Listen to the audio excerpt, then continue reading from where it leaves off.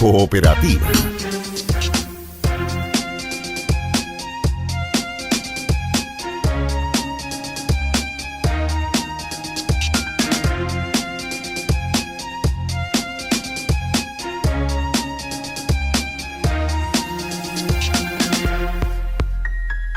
Ya estamos en el primer café, una nueva mañana en Cooperativa, y aquí están llegando nuestros panelistas. Jorge Correa Sutil, militante demócrata cristiano, abogado, consejero del Colegio de Abogados. ¿Qué tal? Muy buenos días, don Sergio Campos. ¿Cómo está usted?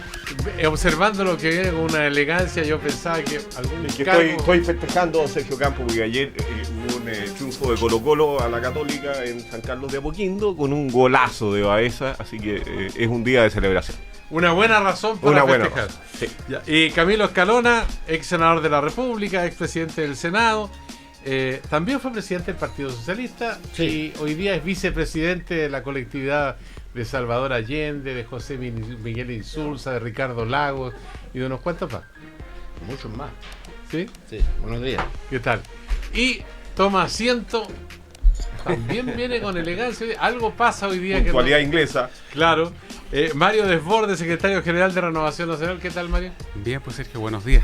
¿Hay alguna ceremonia? ¿Le tocó un pitutito o esto por los mismos morlacos? Son las mismas lucas, ¿no? por la misma plata. Oye, yo quiero preguntarles de qué tan impregnados están con esta invitación que hace ONU Mujeres Chile, que invita a sumarse a la campaña Únete Pintando el Mundo Naranja, que parte mañana y termina el 10 de diciembre. En el lugar de trabajo, a través de las redes sociales, utilizando el hashtag Día Naranja, o sea, hashtag Día Naranja, como símbolo de apoyo a esta acción colectiva mundial y también para contribuir desde tu tribuna al debate y difusión de esta importante campaña. ¿Cómo ven ustedes estas campañas? ¿Prenden en la ciudadanía o falta todavía más empuje, más tesón, más fuerza? La campaña contra la violencia intrafamiliar, exacto, yo considero que es aún débil, porque hemos visto este año una cantidad de femicidios y de acciones brutales en contra de la mujer que exigen acciones más enérgicas. Yo felicito esa iniciativa, pero no basta. Se requiere una mayor. Yo creo que la capacidad que ha tenido el Estado de reaccionar a la violencia contra la mujer todavía no es suficiente. Mario Desbordes, ¿cómo ve esta iniciativa de ONU Mujeres? Son contribuciones importantes. Yo creo que la campaña mundial que se hizo, por ejemplo, con este lazo rosado para prevenir distintos tipos de cáncer, muy comunes, lamentablemente, entre las mujeres, ayudó a formar conciencia. Esta campaña es una ayuda más.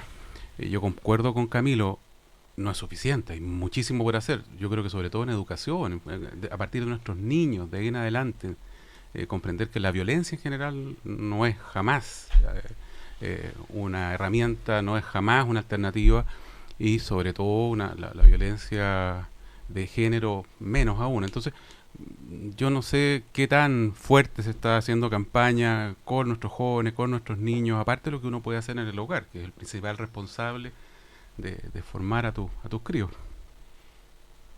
Tal vez el cambio cultural más importante. El constitucionalista Jorge Correa Sutil. Tal vez uno de los cambios más importantes que nos ha tocado vivir, por lo menos en nuestra vida, en los últimos 50 años en el mundo, Sergio, creo yo. El de la igualdad de la mujer, el de la necesidad de respeto por la diversidad, es, creo yo, el cambio cultural más significativo, el más radical, el que ha operado más rápido. Ahora, naturalmente, es insuficiente. La maldad humana no va a desaparecer del mundo por cambios culturales, pero este es de los más significativos. A mí me impresiona, desde mi niñez hasta esta edad, creo yo, que el mundo tiene, la sociedad tiene otra actitud frente al tema de la mujer, al tema de la violencia con los niños, al tema de la violencia con las mujeres y al tema en general del respeto por la diversidad y por las minorías. Ahora, ha habido un cambio cultural, porque Amanda Labarca, por ejemplo, enfrentó un problema bien complicado. El padre no quería que ella estudiara, quería que se dedicara a labores del hogar, y se cambió el apellido de ella como castigo. Pero también está la otra situación que alguna vez vimos en el mundo rural, ¿no? Y que era como bien aceptada en la sociedad. Estoy hablando de los años 30, 40, quizás parte de los 50, del tristemente famoso derecho a pernada del que hablaba Domingo Durán, dirigente agrícola, que era una situación de un abuso extremo, y que a pesar de todo el agua que ha pasado debajo de los puentes, hoy día tenemos capítulos de violencia. En África, por ejemplo, se han dado situaciones muy, muy terribles con respecto a la mujer, pero aquí en América Latina también. Hay una sociedad de mucho contraste, porque hace poco salió el antecedente que la disminución de la pobreza estaba asociada directamente a que la mujer trabajara, es decir, a que en el hogar hubiera 2 ingresos. Y en algunos casos es un hogar en que la mujer es el jefe de hogar y ella tiene el ingreso, de lo contrario no sería posible que ese hogar existiera como una entidad independiente, autosustentable. Y a mí me da la impresión que ese factor de independencia tan fuerte de la mujer explica en parte los brotes de esta violencia tan brutal que se expresaba en algunos femicidios en nuestro país. O sea, la evolución de estos procesos, ninguno es una evolución pura, ¿no? Sino que conlleva contraste. Y es cierto que en América Latina, pero también en nuestro país, no solo en América Latina, sino que en Chile, yo creo que desgraciadamente tenemos una carga de violencia contra la mujer que es muy penosa. ¿Alguien quiere agregar algo más? O yo quiero hablar algo también, pero de otro tema. Vamos con el otro. Vamos a ir a la política dura y pura, ¿o no? ¿Qué tal que cortan la huicha con las presidenciales ustedes? Yo lo dejé picando la pelota. Y con Piñera y sus negocios también, don Sergio Campos. Lo que quería contar yo, que en Colombia el conflicto armado de la FARC dejó más de 220.000 muertos. ¿Se puede conciliar el costo humano con el proceso de paz? De cómo se instaló la violencia en América Latina trata el primer número de la revista Coyuntura, publicado por estudiantes de Historia de la Universidad Alberto Hurtado. Bienvenido a Pensar, Universidad Alberto Hurtado. Ahora sí entramos a la presidencial. Están los candidatos ahí que cortan las winchas. Yo le voy a pedir a Marcos Concha que nos cuente algo a través del sonido, porque esta mañana tuvimos a José Miguel Insulza acá. Han hablado Ricardo Lagos, habló Sebastián Piñera. En fin, los candidatos presidenciales están sacando la voz con mucha fuerza y vamos a escuchar, si ustedes se ponen los fonos, una de las intervenciones que tuvo esta mañana José Miguel Insulza con respecto a la ambigüedad que acusó Piñera a Insulza. José Miguel Insulza tenía 2 sombreros. ¿Dónde estaba la cabeza y el corazón de José Miguel Insulza? En su candidatura, en la defensa de Chile, me parecía mal. Bueno, perdón, ese era Sebastián Piñera el que estaba hablando. Sebastián Piñera, que fue presidente de Chile. O sea, usted está hablando del rey de la ambigüedad, del malabarista de los 2 sombreros. Y no estamos hablando de que era agente de Chile y además dirigente político. No. Estamos hablando de que era empresario, pesquero y al mismo tiempo defendía los intereses de Chile. Alejandro Guiller le cuenta cuentos a la gente. ¿Es populista? No sé, mire, yo creo que es un poquito prematuro decirle. A mí lo que no me gusta, Alejandro, es este afán por mostrarse como no político. Ahí están las cartas sobre la mesa de estimado Jorge Correa Sutil, Camilo Escalona y Mario Desbordes. ¿Quién quiere...? Sí, yo creo que la crítica de Piñera fue temeraria. O sea, es olvidar que tiene tejado de vidrio. Y en consecuencia encontró la única réplica que podía recibir, que fueron las palabras que acabamos de escuchar de Insulza, restableciendo el debate respecto de los graves conflictos de interés que han afectado al expresidente Piñera a lo largo de toda su trayectoria como dirigente político, no solo cuando fue presidente de la República. Así que creo que hizo afirmaciones que fueron temerarias, Piñera, en contra de Insulza. No está en condiciones de entrar en ese debate. Mario Desbordes, ¿cómo ve esta polémica? Mira, yo creo, primero que todo, la declaración ayer ya formal de José Miguel Insulza de ser precandidato presidencial, yo la valoro. Yo creo que a este país le hace falta debate, le hace falta una discusión de altura, y las personas que han dado el paso al frente, a mí por lo menos me hacen pensar que podemos esperar primarias con buen nivel, con buen debate, que podamos restablecer un poco la buena imagen o recuperar en algo la buena imagen que alguna vez tuvo la política. Y José Miguel Insulza es una de las personas que permite eso. Yo lo respeto muchísimo, tiene una trayectoria extraordinaria en la política, es mi adversario político, yo no voy a votar por él, Pero haciendo un recuerdo, por ejemplo, el año 2009, qué extraordinario los debates donde estaba Jorge Arrate. Yo no comparto con Jorge, le tengo aprecio, nos hemos encontrado en esta radio, aquí lo conocí. Creo que aportar al debate ya es una cosa que se agradece. Las descalificaciones entre los precandidatos, yo venía escuchando también al señor Atria, que hacía unas declaraciones muy duras respecto a los otros dos candidatos. Fernando Atria, socialista, profesor Claro. de Derecho de la Universidad de Chile, En un candidato presidencial. En un tono muy amable, pero tratándolos de candidatos del pasado, de ideas viejas, etcétera, está bien. El propio José Miguel Insulza, o el presidente Lagos, diciéndole, bueno, tiene derecho a aspirar a un ascenso, él le contestaba que yo estuve 40 veces a cargo del país. No, yo ojalá dejemos eso de lado. No estoy de acuerdo con la frase del presidente Piñera tampoco. Dejemos eso de lado y empecemos a discutir propuestas, ideas. El país quiere, necesita recuperar. Fíjate, la gente te lo dice harto en la calle. O sea, esos dirigentes antiguos, esa política de antes, en donde podían debatir con mucho énfasis, con mucha pasión, gente de los extremos en la política, pero con un respeto cívico que se echa de menos. Yo espero que eso sea lo que viene por delante. Escuchaba a algunos miembros del Partido Socialista, voy a conversar con mi amigo Pablo Veloso a ver si encontró alguna fórmula mágica, porque no se pueden hacer primarias abiertas dentro de los partidos. Eso lo hemos discutido 500 veces con el CERVEL, en esta locura por hacer leyes nuevas el año pasado, a raíz de la propuesta de la Comisión Engel, se dejó muy claro en qué momento tú puedes hacer campaña. Y solo son dos: la primaria legal del 2 de julio y su periodo de campaña, y la elección presidencial, parlamentaria y de cores que viene después en noviembre. No podemos los partidos hacer una primaria como la que yo he valorado muchas veces en público, que hizo, por ejemplo, la Democracia Cristiana con Jimena Rincón y con Orrego, con el actual intendente Orrego. Eso no se puede hacer hoy día. Yo la valoro mucho, yo envidio esa posibilidad que tuvo la DC en ese minuto. Hoy día no se puede hacer. O sea, lo que el CERVEL nos ha señalado categóricamente, y es la interpretación por demás más lógica que tiene la ley nueva, es que los partidos pueden definir sus candidatos a través de sus consejos generales, o si quiere hacer algo denominado primaria, solo con tus militantes, solo con los militantes. Lo que evidentemente no es lo deseable, porque restringe mucho el universo, porque no va a votar la cantidad de gente como para darle un empujón a la candidatura, etcétera.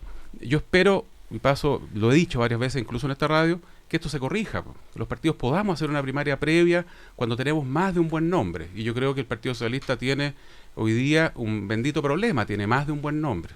Y la mejor manera de manejarlo quizás es en una primaria democrática. Yo espero que estemos frente a la irrupción de grandes figuras que nos van a permitir un buen debate, una buena discusión, y por lo tanto llegar a noviembre con lo mejor que tiene Chile para poner a disposición de los ciudadanos. Yo lo quiero mirar en positivo, fíjate. ¿Lo ve así, Jorge Correa Sutil?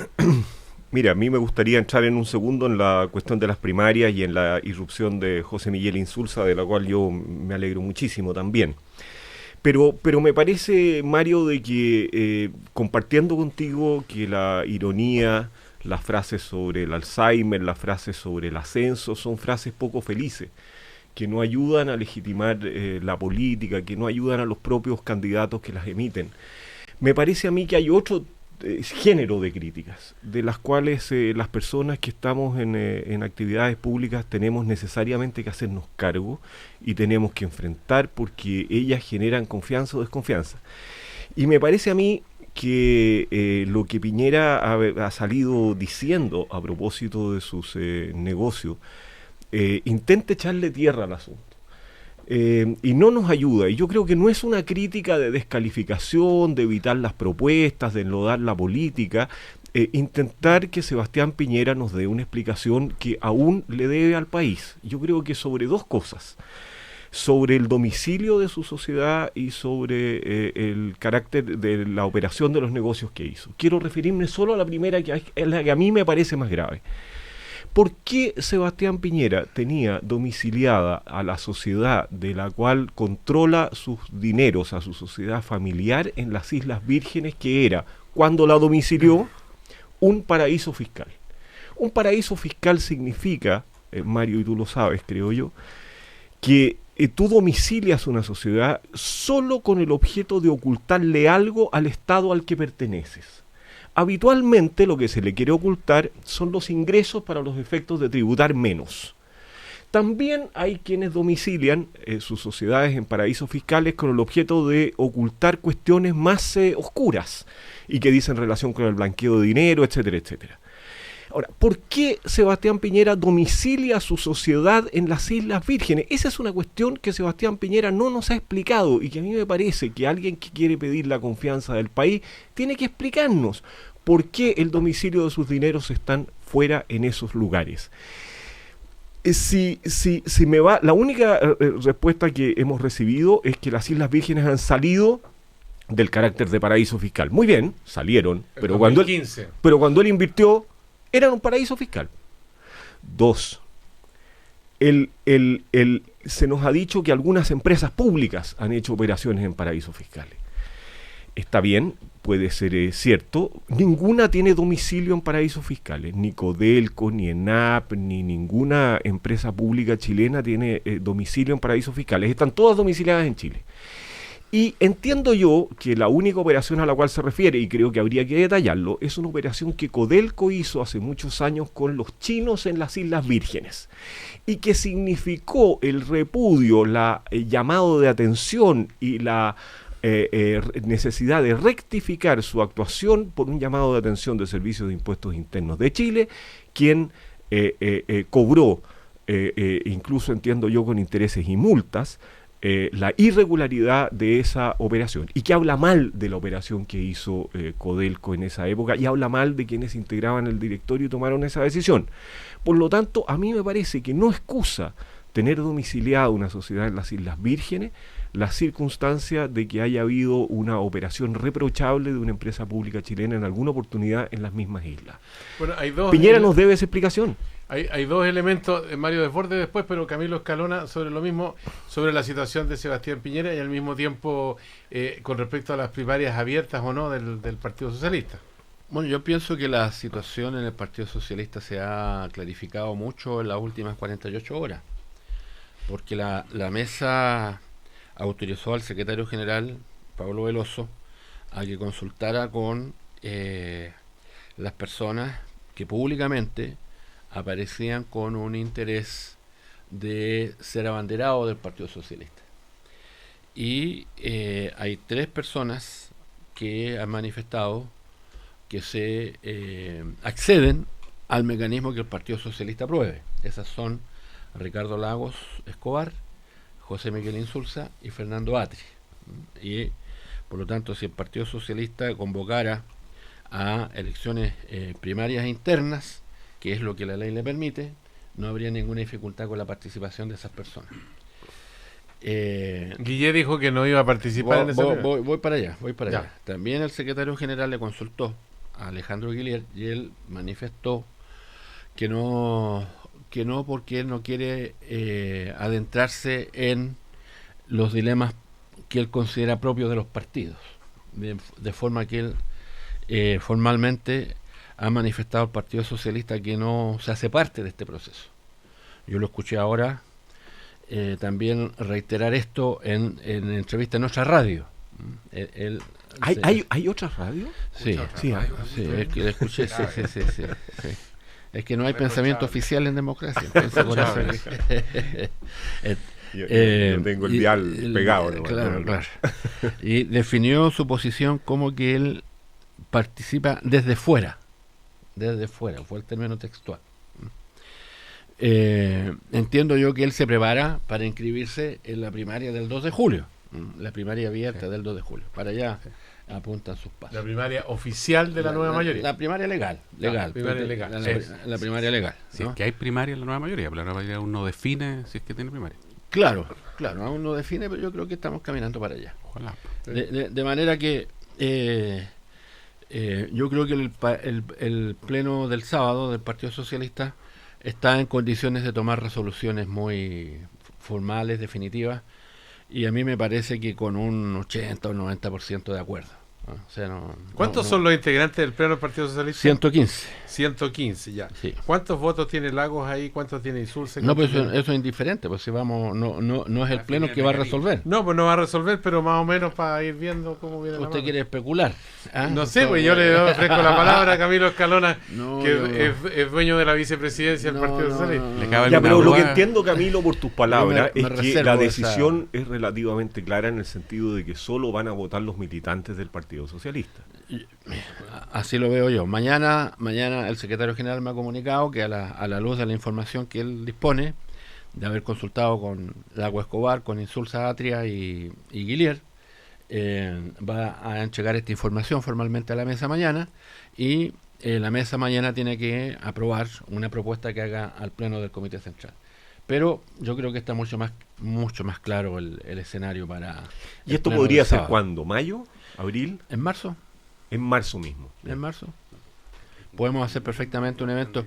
Debo decir que nosotros hicimos las últimas elecciones internas con 36.000 participantes.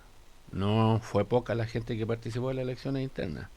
De manera que entiendo que se pueden movilizar varias decenas de miles de socialistas. Y todavía no participar. estaría el refichaje obligatorio, ¿no? O sea, podrían votar No, la fecha del refichaje obligatorio el día 15 de abril.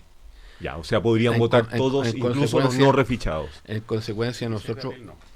Antes del 15, sí. Antes del 15. Claro. Antes del 15. Pero en las internas. Nosotros tenemos un padrón que se empinó cerca de los 120.000 afiliados. Ese padrón, como dice Desbordes, deja de ser legal el día 15 de abril. Antes sí perfectamente se puede utilizar ese padrón. Ya, porque Mario Desbordes quiere hablar de elecciones o de la situación de No, tengo Sebastián que Piñera, contestar, de obviamente, acuerdo lo- con las críticas que hizo Me Jorge alude Jorge Correa. A usted no, el Mario. Mario tiene que el ex subsecretario, porque igual que Gute se hacen los apolíticos de repente. No, yo no algunos soy de los- apolítico, yo no soy apolítico, no me hago. Ex subsecretario del por Interior acá. supuesto. El académico Martínez. El académico Martín, aquí nos dice que él es académico. No, esos son Guillier y otros, pero Deja la máquina, Yo no. máquina afuera, dice. A ver, respecto a lo del presidente Piñera, obliga a hacer rápidamente un pequeño recuento. Aquí partió todo esto con un artículo de un diario electrónico que lo acusaba de haberse beneficiado del cargo de presidente de la República, al haber incidido respecto del fallo La Haya en favor de una empresa donde él tenía inversiones. Eso es la baja que hace el diario incluso electrónico que se llama El Mostrador, de manera completamente afiebrada, llega a decir que se afectó la seguridad nacional, en otra nota más abajo, despejando cosas. Aquí lo que hay es una inversión de una empresa que se llama Bancar, que recoge la opinión de Banchile, que le recomendó a todos sus clientes comprar acciones de una pesquera peruana que se estaba abriendo a la bolsa, ¿no es cierto? Y varios chilenos compran al mismo tiempo. El presidente Piñera nos ha señalado que respecto de Bancar, él no tenía ninguna información de qué hacía Bancar en términos de inversiones. En segundo lugar, lo que está meridianamente claro Lo es que que... se ha criticado que el hijo es uno de los ejecutivos de Bancar. Pero mira, si tú Y te están en el mismo edificio. Sergio, si tú te pusieras en el escenario más sucio que ha planteado alguna de las personas que han hecho esta crítica, como por ejemplo este diario electrónico, en que el presidente Piñera quiso beneficiar a la empresa, esa afirmación o ese intento de deslizar eso se contrapone de manera brutal con los hechos. El gobierno del presidente Piñera, nuestro gobierno, el Estado de Chile, porque esa fue una cuestión de Estado, se empeñó con todo para que Chile ganara. Por lo tanto, el presidente Piñera, yo estoy seguro que sin saberlo, estaba empeñado a ver, corrijo eso también, porque la empresa no tiene ningún interés, ni en ese entonces ni actual, en ese espacio de mar que pierde Chile, que es otra información que desliza este diario electrónico. Esa empresa no tiene nada que ver con esa zona. Podría tenerlo más adelante. Como el presidente Piñera y nuestro gobierno se empeñó en que Chile ganara, nunca hubo un acto de nuestro gobierno, del presidente, del Estado de Chile, vuelvo a decir porque esta fue una cuestión de Estado. Continuamos un trabajo que estaba haciendo en la defensa de los intereses de Chile, el gobierno representado de Chile. Nunca hubo nada que no fuera esforzarse al máximo, con todas nuestras herramientas, para que Chile no perdiera un centímetro de mar. Eso es lo que pasó. Y por lo tanto nadie puede afirmar, sin caer en algo que prefiero ni calificar, que hubiera habido intereses cruzados. No hubo intereses cruzados. Y eso hay que descartarlo. ¿Por qué el presidente Piñera, ahora ya despejado lo otro, tiene una sociedad que es un vehículo de inversión domiciliado en las Islas Vírgenes. Bueno, antes que eso, volver a aclarar, todas las inversiones del presidente Piñera en Chile están administradas por empresas con domicilio en Chile. Bancar, que tiene domicilio en Islas Vírgenes, solo administra inversiones en el extranjero. Esa es la información que a nosotros se nos ha entregado. El presidente Piñera, cuando asume el gobierno, y eso también hay que decirlo, sin tener obligación legal, porque hubo un intento de la concertación de esa época de chutear la ley del fideicomiso ciego, sin tener obligación legal, una obligación moral si tenía, se desprendió de varias inversiones en Chile. Había muchos que le decían tiene que vender todo de inmediato, y a los 2 segundos los economistas salidos del primer año de economía nos decían, oye, perdóname, pues si este caballero vende todo de un paraguaso, va a afectar a las empresas en las que tiene participación. Y vendió Blanco y Negro, vendió Chilevisión, vendió LAN, por dar un ejemplo. Luego le entregó la administración de todos los activos en Chile a un fideicomiso ciego que está administrado por una empresa, por dos empresas. ¿Qué dice la ley hoy? ¿Qué dice la ley que está aprobada hoy? El fideicomiso ciego es respecto solo de las inversiones en el país. Eso es lo que dice la ley hoy. En mi opinión es un error a la luz de lo que estamos discutiendo hoy día. Y habría que avanzar a que haya un fideicomiso completo, no solo las inversiones en Chile. ¿Qué ha dicho el presidente Piñera? Yo voy a constituir un fideicomiso, si es que llego a ser candidato o presidente, mucho más allá de lo que obliga hoy día la ley. Porque la ley hoy día solo lo obliga en Chile. Algunos de los argumentos que dan los expertos para constituir empresas en paraísos fiscales son los que ha señalado Jorge Correa, destacado abogado por lo demás. Otros abogados te dicen, ojo, que no es solo eso. El domicilio en estos lugares te permite invertir en muchos países de manera más eficiente, en términos de inversión probablemente tal, en términos de el adaptarte a la legislación de los distintos países, etcétera. Yo me quiero quedar con esa. Y tiene razón Jorge, Islas Vírgenes hoy día no es un paraíso fiscal, no lo es. Entonces, yo preferiría que todas las inversiones del presidente estén en empresas o las administren en empresas con domicilio en Chile. Ahora, preferiría que muchas cosas, pero eso Jorge, es lo que yo le puedo contestar de la información que yo manejo a Jorge. Un minuto para ver si el fideicomiso ciego es tan ciego como se afirma. No, Sergio, a mí me parece que seguimos sin explicación. Mario se defiende de otras acusaciones, de la acusación, desde luego, de que Piñera no habría defendido los intereses de Chile. A mí me parece que no ha habido ningún elemento que sustente esa acusación y, por lo tanto, si Mario no la califica, yo me atrevo a calificarla de injuriosa. Yo creo que es injusto decir que el presidente Piñera, y es injurioso decir que el presidente Piñera no defendió con fuerza los intereses de Chile. Pero el problema que yo he planteado no es ese. Ni siquiera es el de la operación de compra, que ya su gerente la calificó de imprudente. Más vale que el presidente Piñera la siga calificando de imprudente, pero dijo ayer que era moralmente perfecta. Yo creo que es imprudente. Es malo que así ocurra. Pero lo que yo estoy planteando sigue sin responderse, ni por el presidente Piñera ni por Mario Desbordes. Solo las inversiones, pero es que esa explicación la necesitábamos, pues, Mario. Solo las inversiones que Bancarta hacía en el extranjero. Bueno, pero es que tiene inversiones en el extranjero. Y esta operación parece haber sido una operación, supongo yo, respecto de acciones en el extranjero. Por lo tanto, realiza muchas operaciones en el extranjero. ¿Por qué domicilia en las Islas Vírgenes esta sociedad para hacer operaciones en el extranjero? No lo he explicado. ¿Qué es lo que quiere ocultar? Porque los paraísos fiscales solo sirven para ocultar. Y luego Mario nos dice, yo tengo información de que se hacen negocios de manera más eficiente. Bueno, si alguien me explica a mí qué es lo que es hacer negocios de manera más eficiente, pero que no sea ocultarlo respecto de los otros estados, porque una forma de ser eficiente en el mundo de los negocios es no pagar impuestos, Mario, o es ocultar las operaciones. Entonces, explíquenme a mí en qué consiste la eficiencia de los paraísos fiscales que no sea el ocultamiento respecto del estado en el cual hace tantos las personas viven. Bueno, entonces, yo creo que yo termino Jorge. Nomás. Yo quiero decir que seguimos sin una explicación de alguien que pide la confianza de Chile y que domicilia sus negocios en un paraíso fiscal. ¿Quieren que endulcemos la conversación un poco? Solo termina. Este lugar no es un paraíso fiscal hoy día y dejó de serlo. Hoy día no, pero cuando la domicilió sí, Mario. Cuando la domicilió él, ya, y la Virgen estaba queriendo demostrar a la OCDE que toda su normativa toda el funcionamiento. ¿Qué año la institucional, domicilió? Tampoco sabemos. Se supone que la compra del 2010. No. ¿Cuándo domicilió la sociedad? Bueno. En las Islas Vírgenes, pues. Endulcemos la conversación con Llanza Endulcémosla. 0K, que se renovó completamente con un nuevo envase más moderno, mucho más colorido y fácil de encontrar en supermercados. Llanza 0K, no cambies, renuévate. Marcos Concha, ponte con el sonido en la sala de Sonoramas en este primer café en una nueva mañana en Cooperativa. Sensei Concha.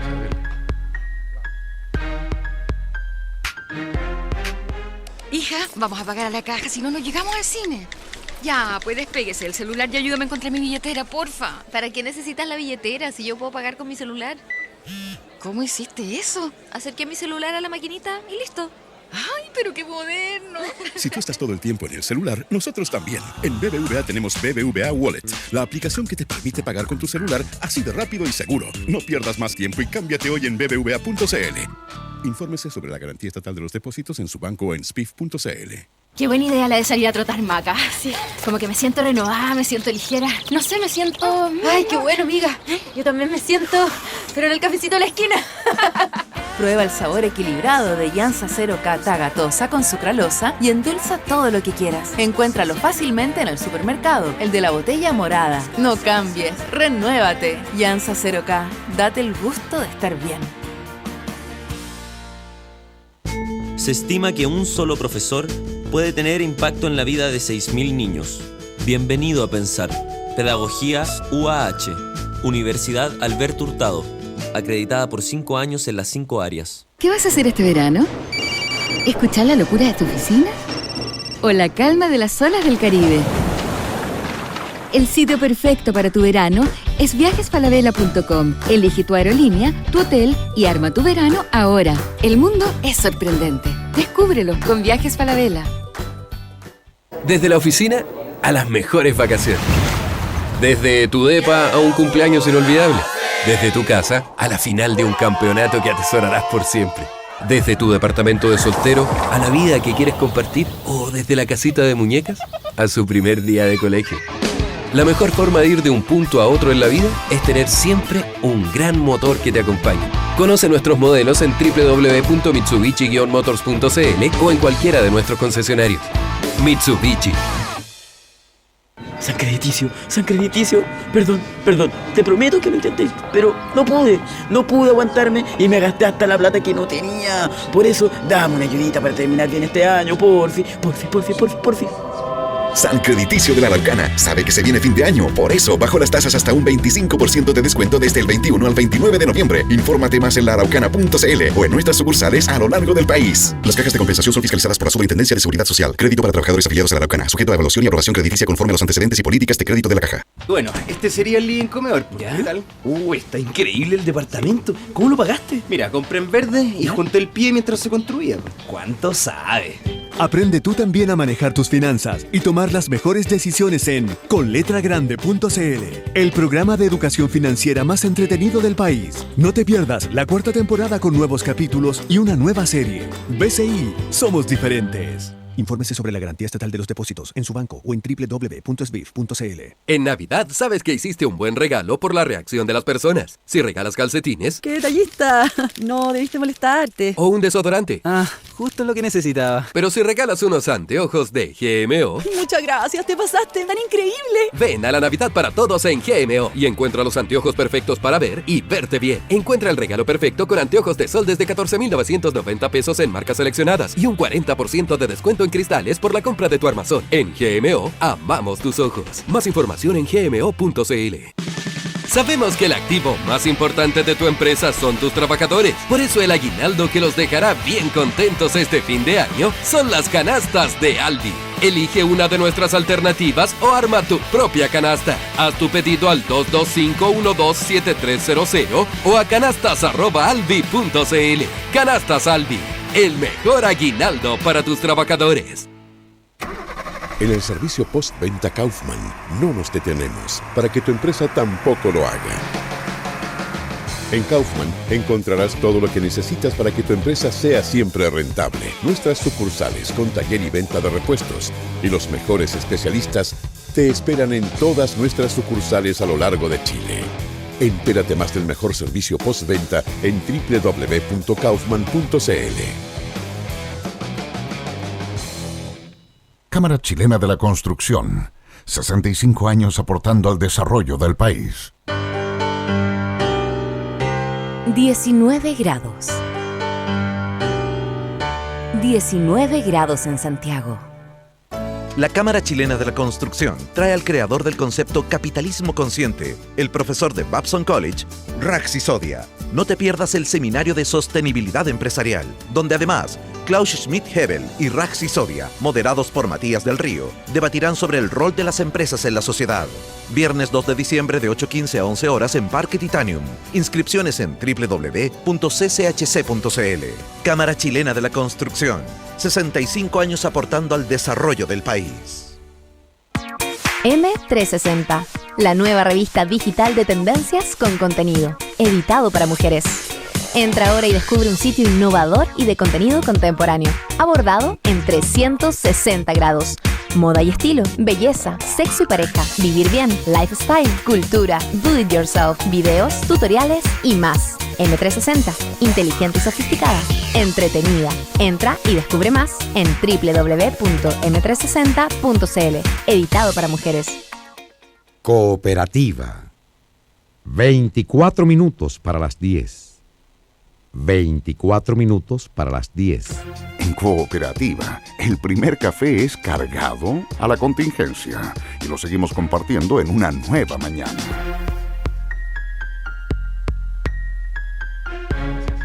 Y ya estamos de vuelta en el primer café, una nueva mañana en Cooperativa. Yansa 0K se renovó completamente con un nuevo envase más moderno, mucho más colorido y fácil de encontrar en el supermercado. Yansa 0K no cambia, renuévate. ¿Habrá renovación en la política? Muchos dicen que no, porque se ven los mismos nombres de hace 20, 30, 40 años. Y yo le voy a pedir a Jorge Correa Sutil, Camilo Escalona y Mario Desbordes que se coloquen los foros, porque el pasado me pesa, o el pasado me pasa, o el pasado me desespera. Cualquiera de esas alternativas, en función de cómo se van a ir dando las cosas y las responsabilidades en el ejercicio del poder, por ejemplo, de la presidenta Bachelet en su primer gobierno. ¿Qué le dejó Ricardo Lagos? ¿Cuán responsable era Ricardo Lagos de lo que se hizo y después lo implementó la presidenta de la República? Esta mañana hablamos con José Miguel Insulza, precandidato socialista, que ha refutado a Ricardo Lagos sobre las culpas de Bachelet en el Transantiago y el CAE. Escuchamos.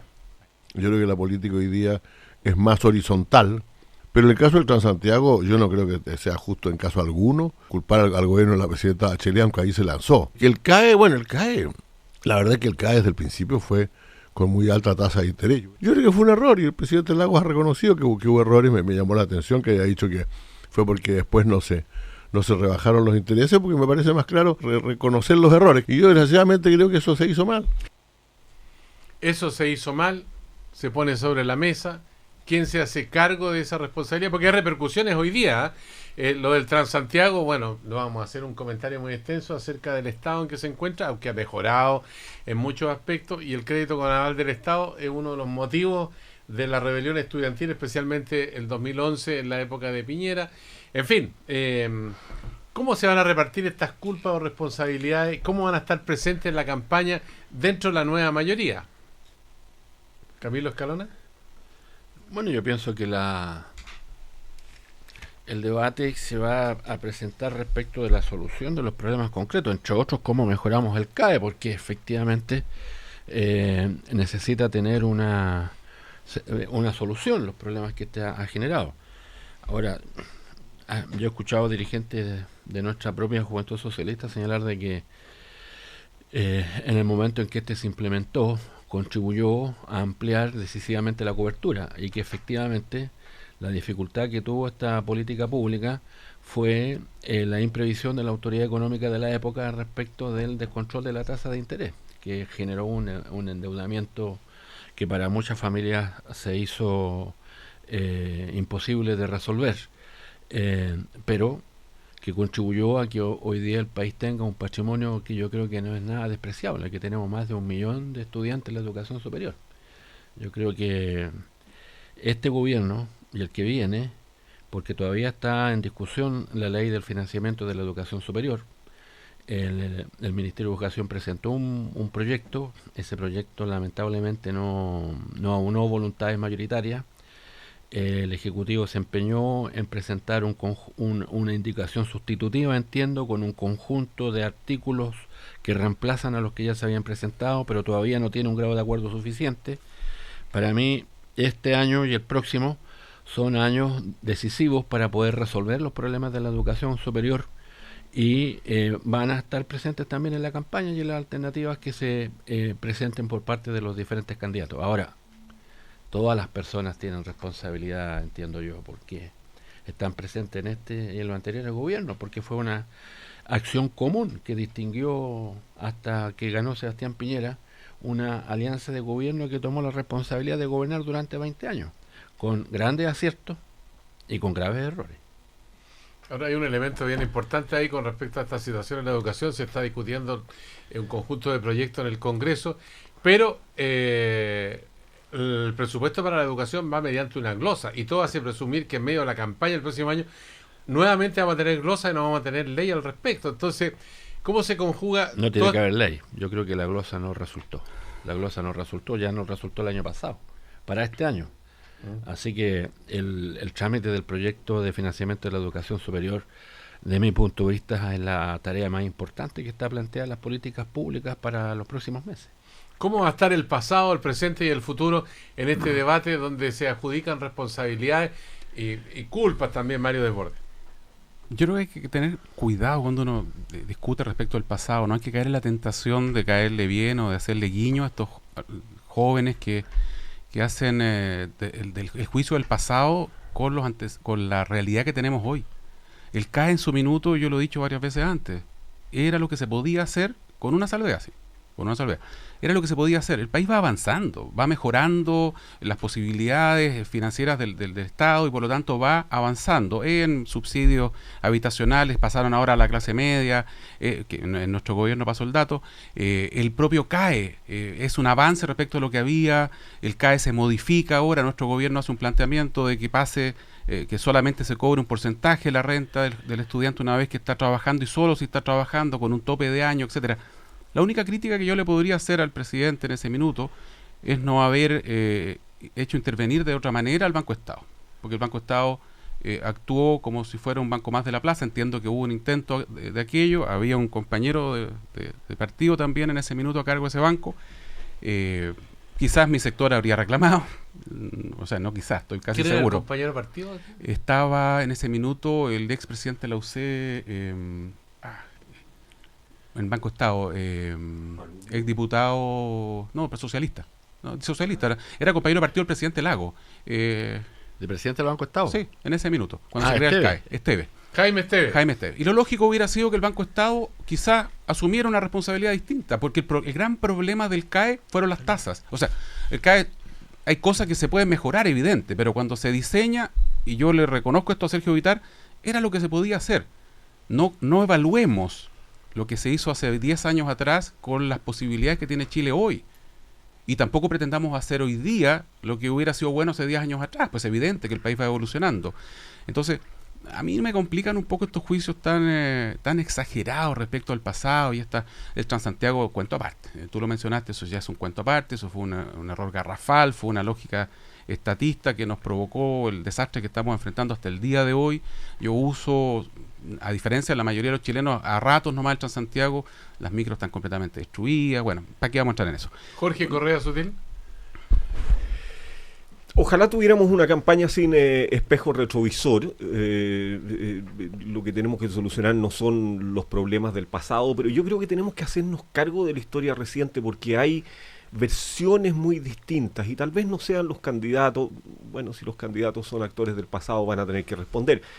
Pero me parece a mí muy necesaria la conversación sobre el pasado reciente, porque hay versiones muy distintas, hay percepciones muy distintas de nuestro pasado reciente. Hay quienes nos sentimos orgullosísimos de los últimos 20 años de la historia política chilena, sin perjuicio de reconocer los lunares oscuros que ésta tiene, la relación del dinero con la política, algunas políticas públicas específicas, pero que en general rescatamos ese periodo como uno de los periodos más luminosos de la democracia chilena, con progresos significativos, con goce de más libertades, con una mayor igualdad, con el goce progresivo de derechos económicos sociales, particularmente en salud, que todavía tiene muchos déficits, pero que percibimos eso como un periodo tal vez el más exitoso de la historia política chilena y en la cual tenemos mucho que aprender. Y hay quienes lo miran como el periodo más oscuro de la política chilena, digamos, y denuestran los acuerdos y las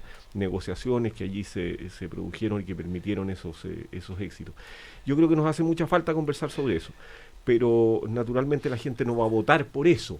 Y por lo tanto la pregunta es cómo nos vamos a hacer cargo, creo yo, fundamentalmente, de la actividad o regulatoria o productiva o prestadora del Estado en educación, en previsión y en salud. Yo creo que esos son los tres grandes temas que vamos a ir enfrentando. Oye, y una nota a pie de página, digamos, yo creo que el hecho de seguir con una política sustantiva en materia de gratuidad en la educación superior sobre la base de glosas tiene un déficit democrático muy grande. Si este es un proyecto de envergadura que tiene que discutirse en las cámaras, que tiene que tener todas las formalidades y tiempos propios de una discusión de lato tiempo.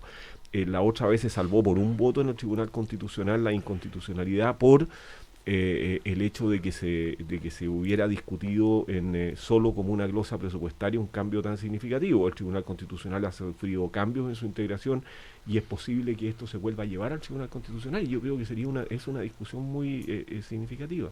El país no debe hacer cambios de esa envergadura sobre la base de discusiones livianas como aquellas que se dan en las glosas presupuestarias. Cuando escucho a Jorge Correa hablar del Tribunal Constitucional, muchos valoran esta institución como que existe en todas partes del mundo y constituye sin duda un grupo de expertos que toma decisiones en razón al texto de la Constitución, más allá de las concepciones políticas que puede tener cada uno.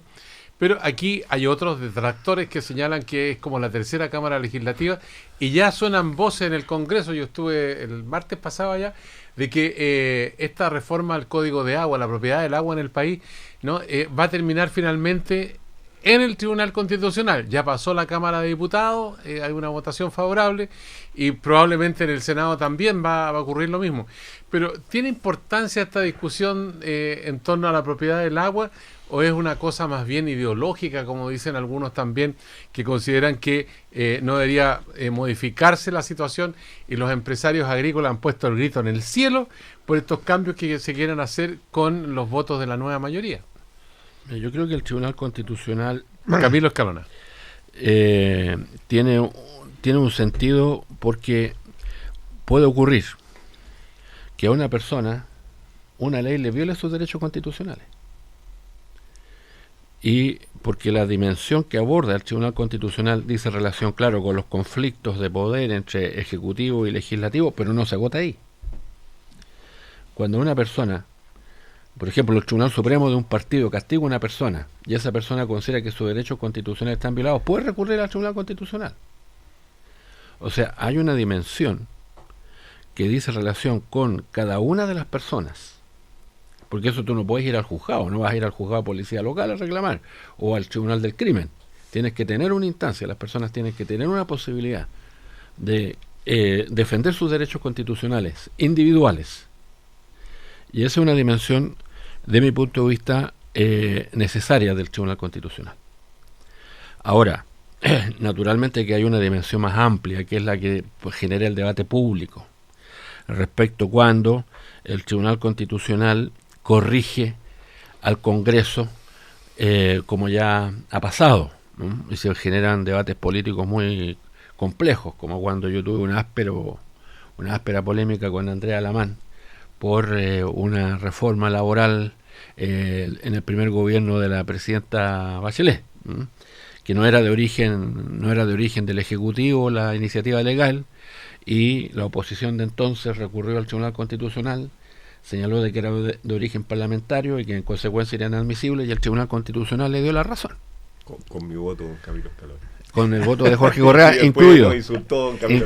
Con el voto de Jorge Correa incluido. Claro, pero hay ahora una están dimensión. amigos, ¿no? Sí. Hay una dimensión política que genera ásperas controversias. Estaban amigos. Ahora bien, ¿qué pasa con el agua? Porque los propietarios de los derechos de agua dicen que la legislación que se está discutiendo en el Congreso es expropiatoria y eso viola la Constitución y las leyes, que ellos son dueños de los derechos de agua y esa situación no se puede modificar. bueno, pero eso no tengo el texto me sorprendes en ese caso, porque no tengo el texto para poder referirme al texto concreto, ¿no?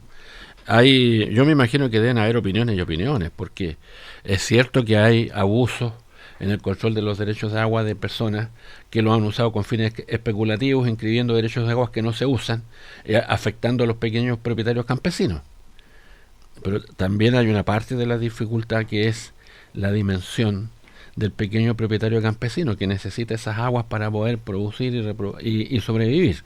Entonces, yo opinaría sobre la letra concreta del texto, pero si no lo tengo a mano no voy a opinar. Bueno, Mario Desbordes, cuando estamos hablando del agua, agua para consumo humano, agua para la agricultura, agua para la minería, en fin, son usos muy importantes en el desarrollo de un país y en la vida de las personas.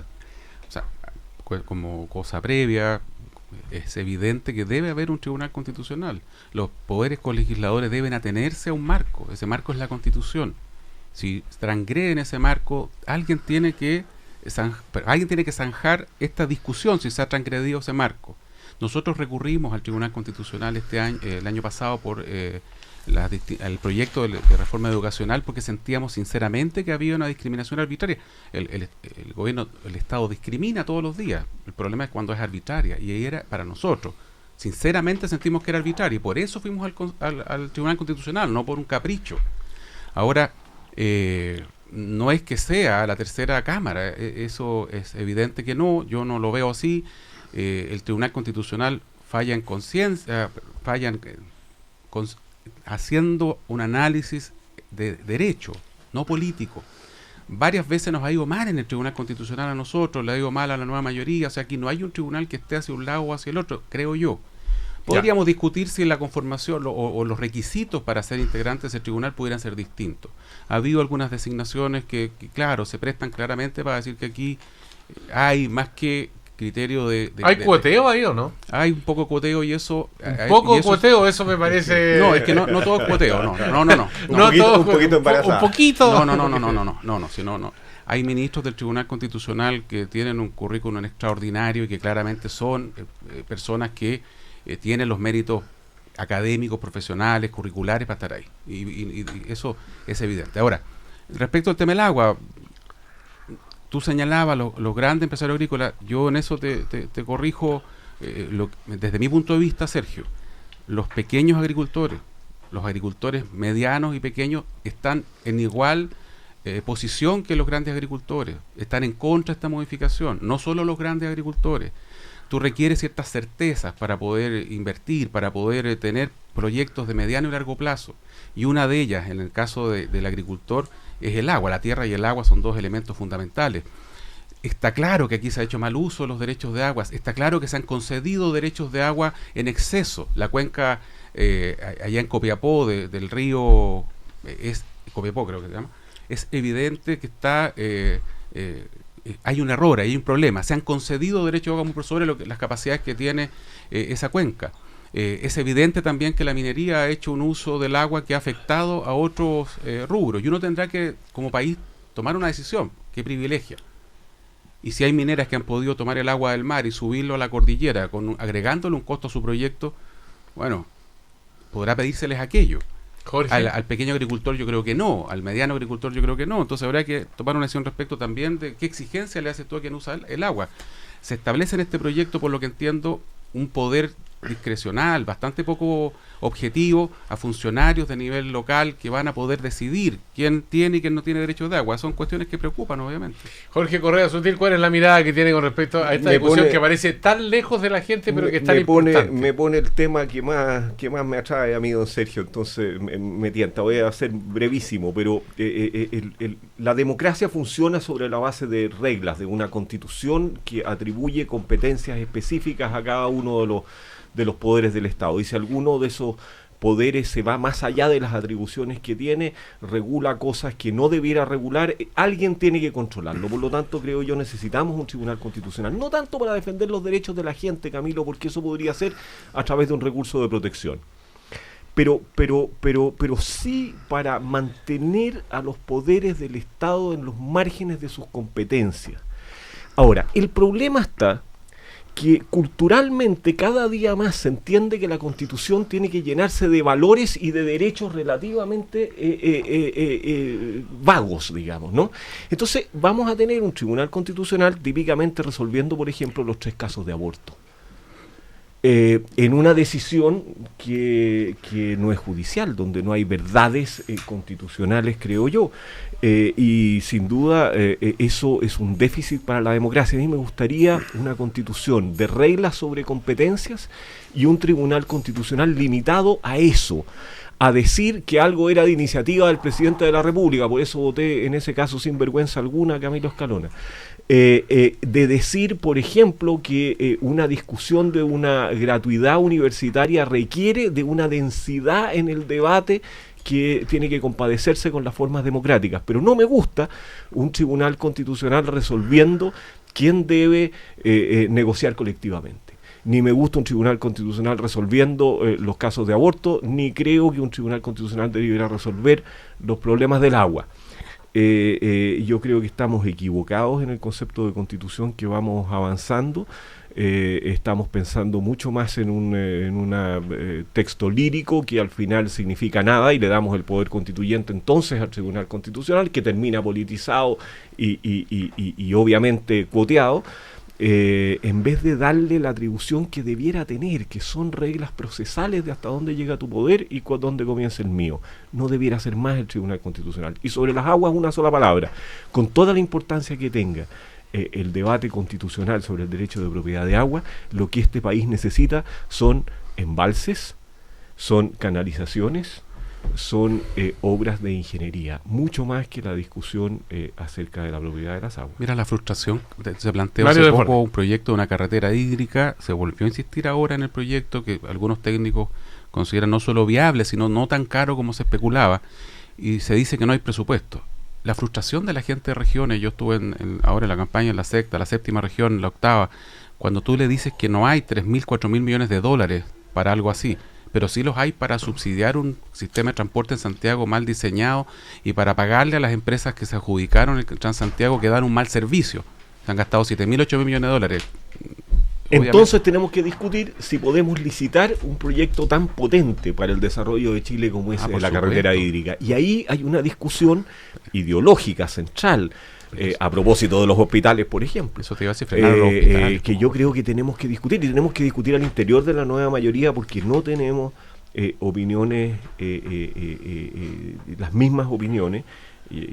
Yo soy partidario de licitar muchas cosas con una regulación muy alta, pero de licitar muchas cosas para que la inversión de los privados permita el desarrollo de Chile sin el endeudamiento del Estado. Pero esa es una discusión, que tenemos que tener, y tenemos que tenerla con mucha franqueza y con muy poco populismo.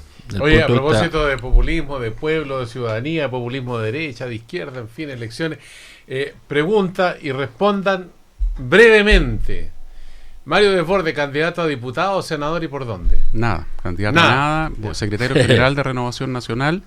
Y si usted habla de pueblo, en un segundo, déjeme decirle que el pueblo colocolino hoy día está feliz. Nos queda otro partido. Oye, ¿hay 3 colocolinos acá? Nos queda otro partido. Pero déjenos disfrutar esta mañana que ganamos de visita. 4 me dicen allá. Ya. Bueno, pero ellos son los panelistas. ¿sí? Yo estoy conduciendo nomás aquí. Ya, Camilo Escalona, candidato a senador, ¿por dónde? Primero hay que tener candidato único a la presidencia.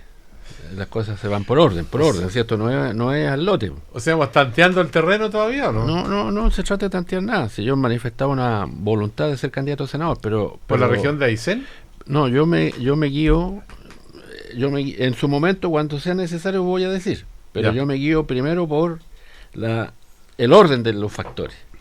Si vamos a tener un candidato único presidencial es una realidad política, si vamos a tener varios es otra realidad política diferente. Ahora, la democracia cristiana debería llevar candidato a senador a Jorge Correa Sutil, ¿o no? Por supuesto. ¿Sí? ¿Está disponible Jorge Correa Sutil? Ha sido mi candidato a ministro todo este tiempo. Soy candidato a permanecer en el primer café yo, don Sergio Campo. No obstante mi declaración de que soy un político. ¿Sí? Sí. Bueno, hay gente que cambia. Insulza dijo que no iba a ser candidato y es candidato. Pero dice uno tiene derecho a cambiar y él puede cambiar también. Así que le concedemos a Jorge Correa Sutil, le agradecemos, al igual que Camilo Escalón. Yo no he cambiado. Yo he manifestado desde hace años que mi aspiración es volver al Senado. Pero la tarea política ahora es definir el tema presidencial.